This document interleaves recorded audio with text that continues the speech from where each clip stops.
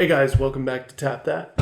Today on the pursuit of hoppiness, we're going to be reviewing Brew Dogs Punk IPA. We're going to be, as always, using the TLC method. Are you ready? I am. Let's see what's on tap. Alcohol. I gotta have a little talk with you. I wanna treat you just like you treated me. All right, man. Well, let's get into the Punk IPA. This is the one I don't think tastes like an IPA. This one definitely tastes like a Pilsner for me. Yeah, Punk IPA. Punk postmodern classic. All right, you ready? You ready for some ASMR? Is that what it's called? What's that? That's like audio. It's like when it's like people talking like this and they talk real quiet and people really like that stuff because they. Let's just open them. Look it up. There you go. We're gonna get better on that timing. We are. It's all about experience, you know? I didn't drink it, I swear, because I forgot.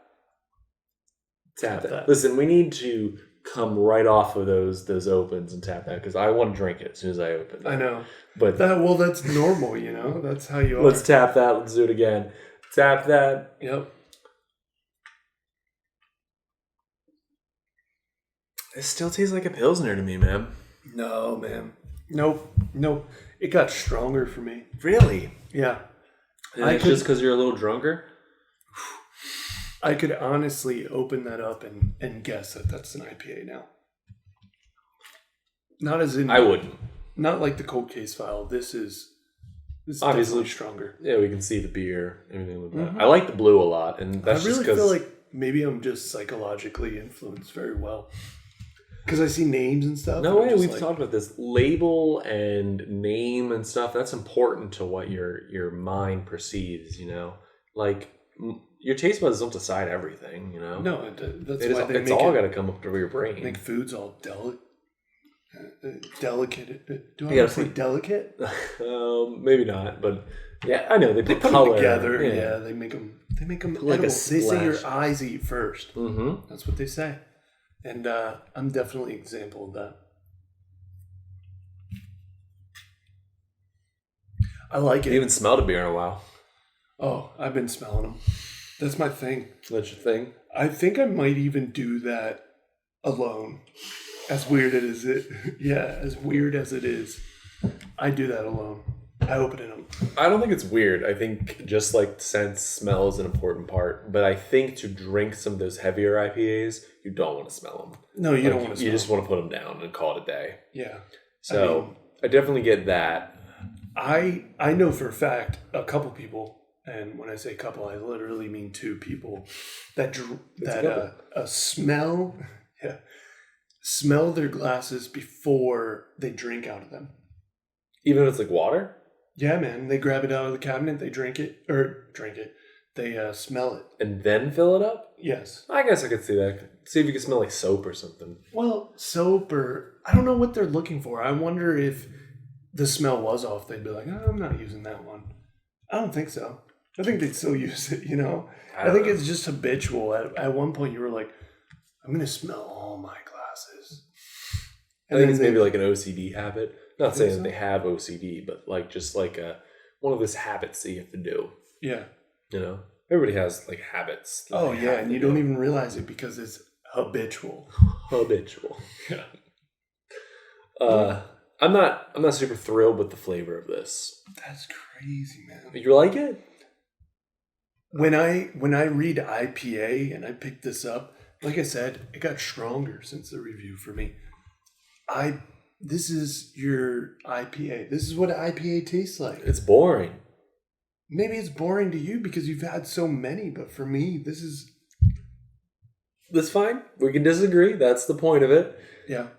I just think this is so casual. This is what I drink IPA beer that I'm bored by it. I'm not saying it's bad. There's just nothing to the forefront where to I'm like, distinguish it. Yeah, if like I threw a bunch in front of you, you wouldn't be like, exactly. Oh, that's that Punk IPA. Exactly. I feel like in the cases we explore, there's going to be 6 more that taste just like this. Okay, and I can see that. And I don't think it's anything special. That's not saying it's bad. I don't hate it. I'm not like upset with this beer, you know. We're like again, I know we're bringing up the last episode, but I hated the Boston Lager. I thought it was gross. Like, I did not like it. We gave it, what, a 4 or something? I don't. It was like a 4.8, I think we gave it. Go back, check that out. Samuel Adams. We reviewed that case. What was that case called? It was something summer, I imagine. That's too long. Too long ago. We film these every 2 weeks, so go check that out. Cold Case File. But I don't know. It's very uninteresting to me. I do like it. It's fine. I'm not hating on it. I love the blue, and that's just because I think I like the blue. Is pretty. The blue is pretty. It's so pretty. I mean, again, it says postmodern classic. Yeah, it says punk.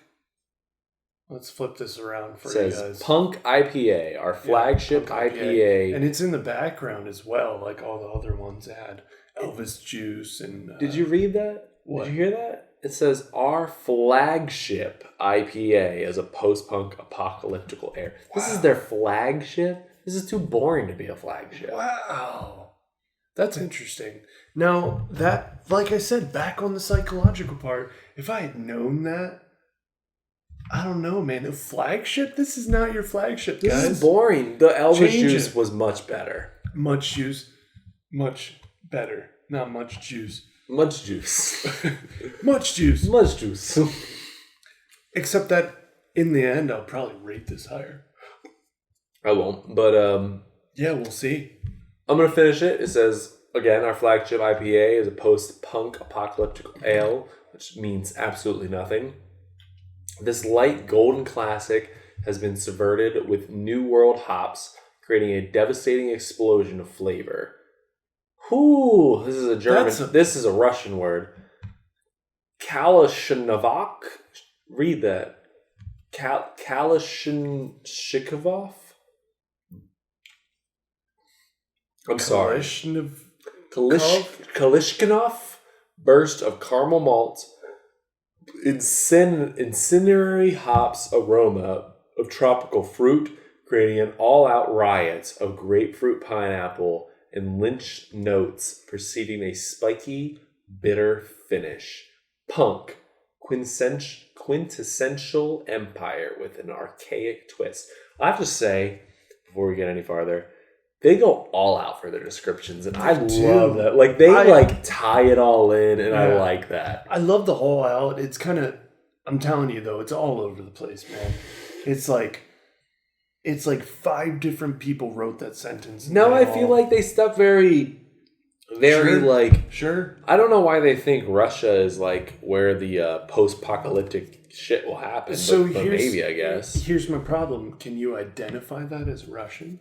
Yeah, because of Kalishnikov. That's definitely a Russian word, Kalishnikov. I don't know. Anybody out there Russian, please leave a comment. Tell us what that even means. Is that a city? Is that Kalishnikov? Is that a word? What is that? It's definitely a word. I think it's a city in Russia.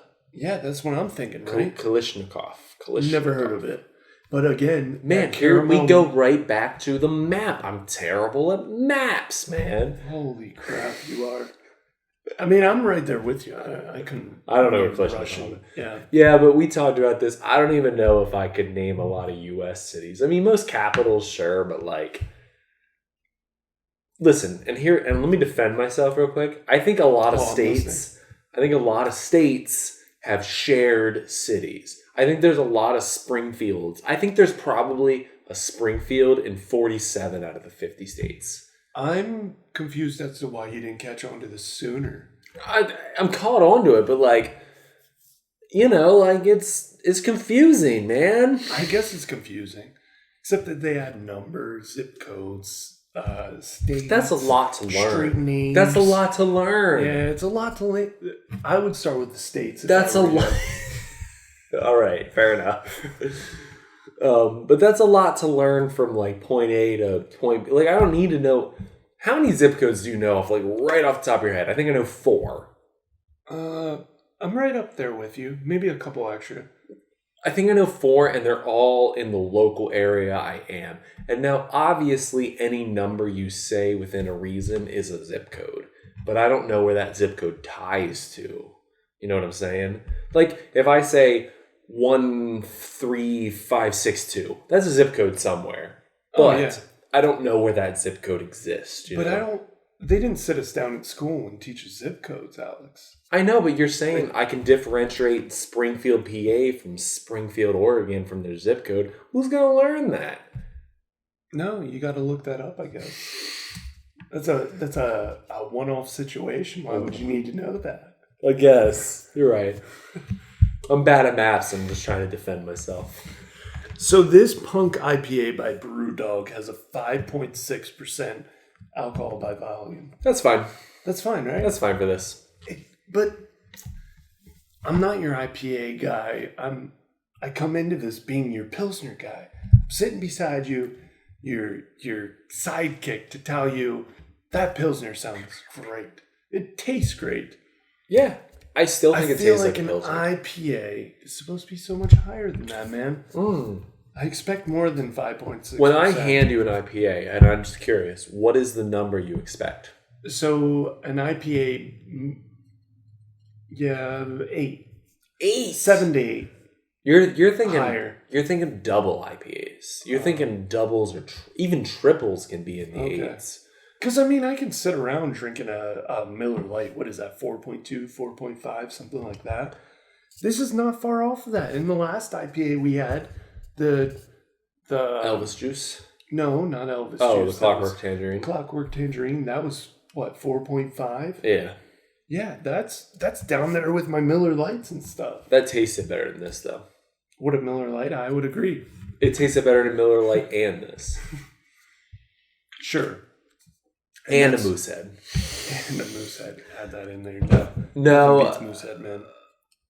There's a balance you have to find between taste and percentage. Mm-hmm. And I think this is a good balance. So I think 5.6 is perfectly acceptable for an IPA. I think you would be surprised on how many drinks are actually IPAs that they didn't. 6 years ago, it was Heffenweisers. They were the popular thing. Everybody loved Heffenweisers. Now it's IPAs, Personally, I think this shift has been great because I don't love Heffenweisers. I think they're fine, but I don't love them. I think IPAs are much better for me. But in 6 more years, it'll be something else. It's all a word. I'll tell you what I'll bring it back to, and this might be going off topic for you. Do you remember when Sega and Nintendo were having their battles? No. No? You were too young?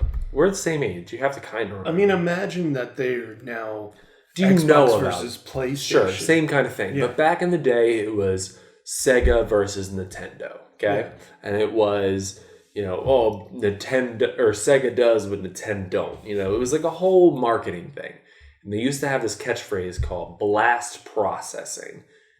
That meant absolutely nothing. Like, it didn't mean anything technologically stance, but because they said it, Sega sold, millions upon millions of consoles compared to Nintendo. Not compared to it. Sega Genesis, or Super Nintendo sold a ton.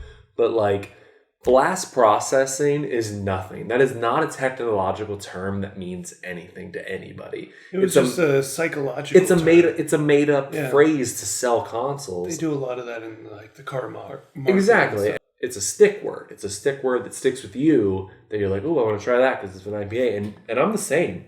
I see an IPA on the board. I'm like, yeah, that one right there. I want that. No, and that's fine. We'll let you guys know what an IPA tastes like in all of our reviews. Here's what I think. I finished it. No, don't tell me that because I really do think you enjoyed that. That's why we both finished it. Oh, you finished it too? Tap that. Yeah. No chuggability, but I think it would be chuggable. Oh, absolutely. That's chuggable. For me, it was lower spectrum of an IPA, but what this guy wants to tell you is that... You want to go first? I went first last time. You go first. Okay. Let me hear your review. Love the blue color. Rewind. Love the taste for an IPA. Mm-hmm. I think it's there. It's my generic, okay, I just got off a Pilsner. I'm going to try an IPA. This is great for me, man. This is my bridge. Seriously. All right. I like it. I like it a lot. Label's okay. It's around. It's been consistent throughout the case. Yeah, it's consistent. That's fine. The blue's pretty. But we're not judging it solely off label, I guess. I'm going to go 6.9. I'm super happy with this IPA. 6.9. Like I said, it's a bridge for you guys out there. You're drinking Moosehead just like me. Maybe Miller Lite. Couple extra bucks. Pick this up. Brew Dog Punk IPA. 6.9. Great IPA. I'm with him. This is great. And I think if you are trying to get into the IPA market, try this. This is a great bridge point. The crazy thing is, and why I'm laughing, is I agree. 6.9. There you go. I think it's right on the money. This is a good beer. It is. The label is great. You know, I don't. And honestly, that's a little low for you, Alex, because I'm a stickler. Like, I think you're harsher on scoring. Yeah. Oh, no, that's what I'm saying. I'm harsher in scoring. 6.9 for an IPA is great from you as well, because you thoroughly enjoy IPAs. For me, thoroughly enjoy IPAs. The only reason I think a 6.9 for me isn't low, but I think it is on the medium spectrum. This is a good IPA, but there's nothing that stands out about it. This isn't the IPA that I'm like, oh, you got to try because it's so different, you know? Like, yeah. And I do like difference. It's a perfect bridge, man. But I'm with that. I'm with the fact that it is a perfect bridge, and I did enjoy it. I would drink these. I would drink these all day, and I'd be completely happy with this flavor. There's nothing wrong with this, and I know I kind of hated when I said it was a bold statement. This is their flagship. I changed my mind. Good flagship. This is an IPA that everybody who walks into that brewery that thinks, hey, I should drink their flagship, would drink and probably enjoy. Yeah. And I think you should drink it too. I might even go higher than a 6.9, but I'm happy with a 6.9. It's what I was thinking before you said it. 6.9, and I think that's a good review. It's a good review, man. It's a great review. I mean, I think we're going a little low on 6.9. No, don't change it. That would falsify the records. Throw the cold case file out. We'd have to store it for another 30 years before we open it again. 6.9 from both of us. Please don't forget to tap that subscribe button. Alcohol